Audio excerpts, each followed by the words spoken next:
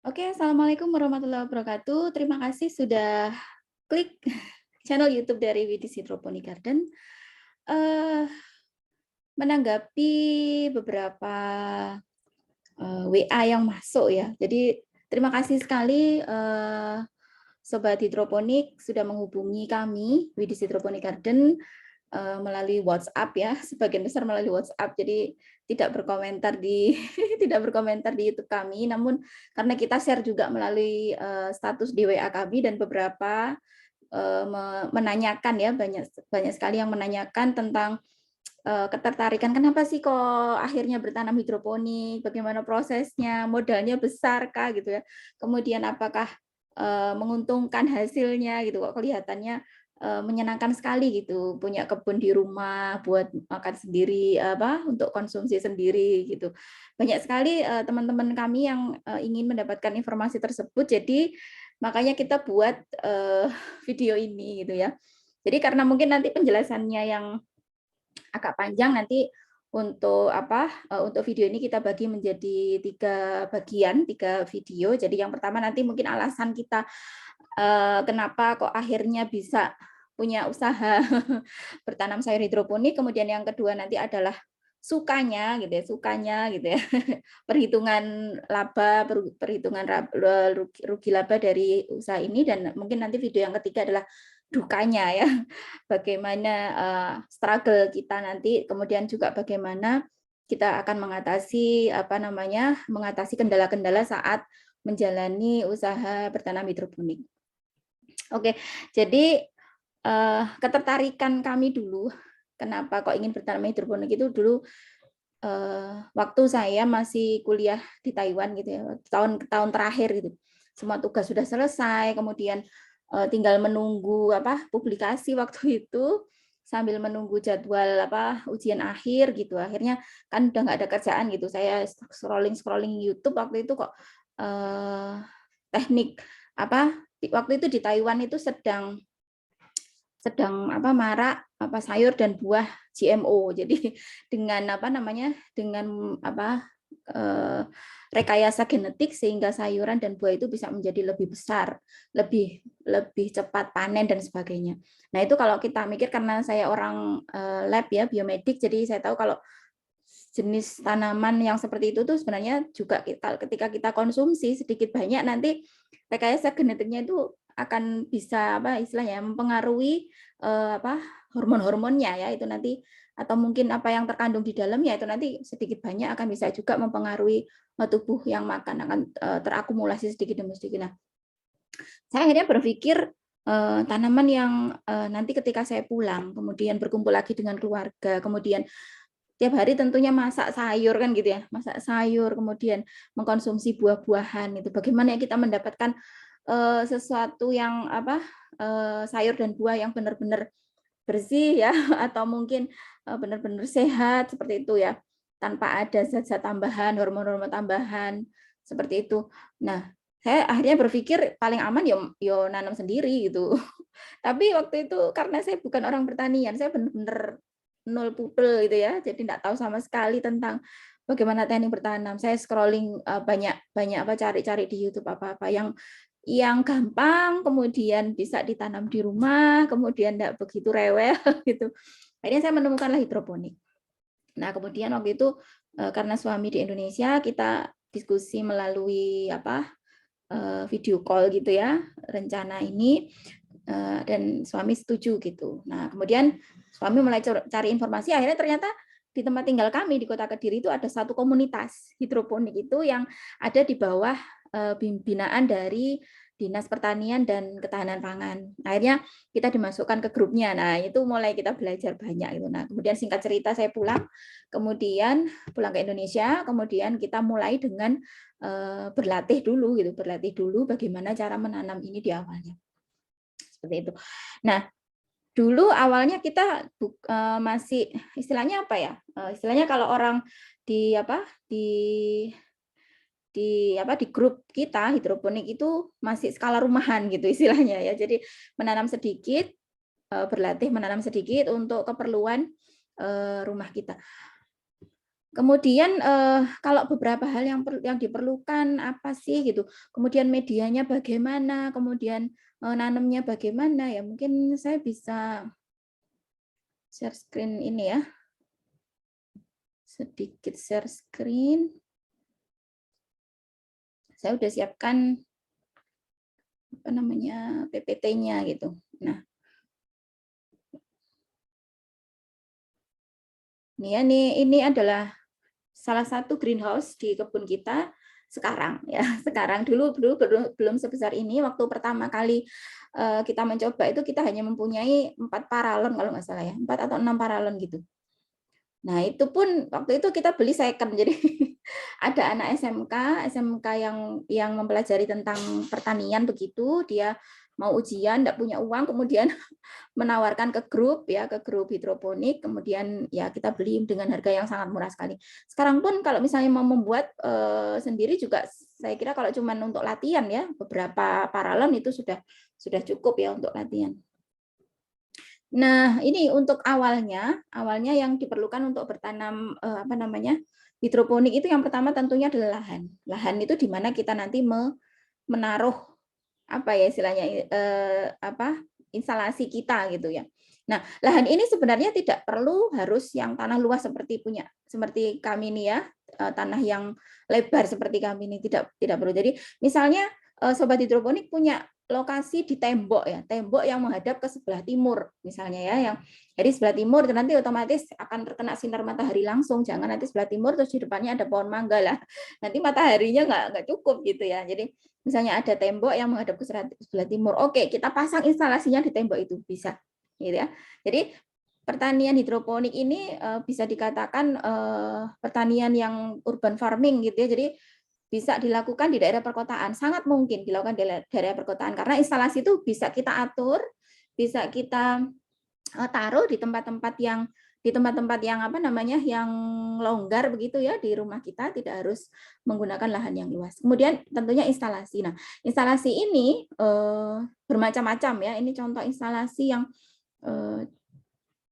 yang apa beberapa ya. Jadi tidak harus beli yang dari paralon, dari model guli, kemudian model talang yang mahal. Kita bisa gunakan seperti ini ya, barang-barang bekas. Nah, ini dari styrofoam box bekas. Ini kita bisa pakai juga. Kemudian dari apa ini? Wadah botol aqua, sebut merek lagi ya, nggak boleh sebut merek. Botol air mineral bekas itu juga bisa dipakai. Ini ya, contoh-contohnya. Atau ini apa kalau misalnya wadah berkat itu ya, wadah nasi berkat itu, misalkan ngumpul di rumah banyak ya, pakai aja untuk nanam kangkung. Nanti sistemnya akan ada bisa Sobat Hidroponik ikuti di YouTube channel kami, nanti berbagai macam instalasi yang kita pakai nanti kita share di sana. Kemudian seperti ini ya. Kemudian dari apa ini? Wadah nasi bekas ya, kotak styrofoam bekas bisa juga dipakai. Kemudian apa namanya ini jerigen bekas ya itu juga bisa dipakai. Jadi instalasi awal itu tidak perlu yang mahal untuk berlatih ya, seperti itu. Nah, selain itu juga banyak sistem-sistem nanti ya, ini NFT, DFT ini yang sudah memakai semacam talang, semacam paralon gitu ya untuk sistem hidroponik. Banyak sistemnya. Nanti mungkin kita akan coba buatkan untuk video tentang berbagai instalasi yang mungkin bisa dipilih ya, menjadi pilihan bagi sobat hidroponik semua yang tertarik gitu untuk bertanam hidroponik. Instalasi. Kemudian yang ketiga adalah listrik. Kenapa? Karena hidroponik itu sistemnya adalah menggunakan air yang mengalir. Jadi di sini kita perlu pompa air gitu ya, pompa air untuk mengalirkan air ke dalam instalasi. Itu. Kemudian yang keempat adalah sumber air tentunya. Sumber air ini nanti kita perlu cek di awalnya adalah air baku ya, sebagai air baku bisa dari air hujan, bisa juga dari air tanah gitu ya. Nah, itu nanti kita cek ppm-nya, kalau ppm-nya bagus insya Allah bisa dipakai. Kalau misalnya ppm-nya itu tinggi sekali ya kemungkinan atau mungkin di daerah dekat industri ya, mungkin kalau air tanahnya kalau dekat industri biasanya kurang mendukung ya, harus dimurnikan dulu sehingga nanti bisa optimal untuk pertumbuhan sayur hidroponik. Terus yang kelima adalah sinar matahari ya. Sinar matahari ini sangat krusial karena untuk pertumbuhannya yang optimal ya dari tanaman hidroponik ini, dia nanti akan memerlukan nutrisi yang cukup dan juga sinar matahari yang cukup. Nah, kendala kita selama ini ya itu kalau misalnya musim-musim mendung ya. Kalau musim-musim mendung itu nanti tanaman tidak akan bisa tumbuh dengan bagus ya, bisa dikatakan dia akan tumbuh tinggi namun tidak optimal, tidak gendut, tidak gemuk-gemuk gitu. Mekarnya juga tidak terlalu mekar. Nah, itu bisa kita atasi dengan penggunaan lampu UV, pemasangan lampu UV. Nah, untuk keperluan ini apakah listriknya banyak ya? Ini pengalaman dari keluarga kami ya, di keluarga kami saat ini kita ada sekitar 2.000 lubang ya, 2.000 lubang, kemudian ada berapa pompa itu ya? 1, 2, 3. Ada sekitar 4 pompa. Nah, itu pompa itu mengalir, jadi sistemnya kalau di kebun kami itu kita hanya mengalirkan pompa air itu pada siang hari, mulai dari pagi jam 6 sampai dengan sore jam 5. Nah, itu kita mengalirkan terus, nanti kalau malam hari listrik kita matikan, listrik ke kebun ya itu kita matikan. Jadi karena malam juga di akarnya tanaman itu sudah ada airnya, sudah ada air yang menggenang sedikit di sana, cukuplah untuk mereka makan malam hari gitu ya. Dan malam hari juga kan mereka tidak melakukan fotosintesis, jadi tidak perlu banyak nutrisi dilewatkan di sana. Jadi kalau malam hari instalasi itu kita matikan semua. Nah, itu pengalaman tidak mempengaruhi sih ya untuk listrik kebutuhan listrik keluarga. Jadi keluarga kami itu pakai token ya, pakai listrik token itu. Kalau dulu sebelum ada hidroponik itu dengan Rp100.000 untuk listrik itu kita pakai sekitar 8 sampai 9 hari. Nah, ini dengan ada hidroponik itu dengan 100.000 itu 7 harian ya, 7 hari setengah itu enggak apa-apa. Biasanya 7 hari sekali ya kita ngisi listriknya. Jadi enggak begitu banyak kebutuhan listrik ya yang diperlukan untuk bertanam hidroponik. Karena pompanya juga pompa yang tidak besar dan tidak memerlukan watt yang banyak. Itu sobat hidroponik untuk awal modal awal atau yang diperlukan pada saat kita akan memulai ya bertanam hidroponik. Saya pribadi suka ya dengan sistem hidroponik ini. Kenapa? Karena hidroponik itu bersih. Yang pertama bersih ya. Kita ketika menanam dengan cara hidroponik itu kita enggak belepotan ya. Beda dengan kalau kita menanam dengan tanah ya. Itu bisa kotor sekali gitu ya. Tapi kalau hidroponik itu enggak, karena media yang dipakai adalah air, jadi cenderung bersih. Kemudian juga karena nutrisinya sudah terpenuhi, sudah kita larutkan ke dalam air yang mengalir. Jadi kita enggak perlu lagi untuk melakukan pemupukan. Terus tentunya karena di situ hanya air yang mengalir saja, kita juga enggak perlu melakukan penyiangan rumput misalnya. Jadi tinggal ngecek aja pagi sore. Kalau misalnya ada yang agak layu dicari kenapa. Kadang itu akarnya enggak tercelup air misalnya, dia akan menjadi layu seperti itu. Jadi dengan kesibukan kami sehari-hari ya, kebetulan saya adalah dosen di salah satu sekolah perawat begitu, dan suami juga bekerja. Suami juga bekerja di kantor, anak-anak semua sekolah. Jadi kebun kami itu relatif hanya kita kelola sendiri.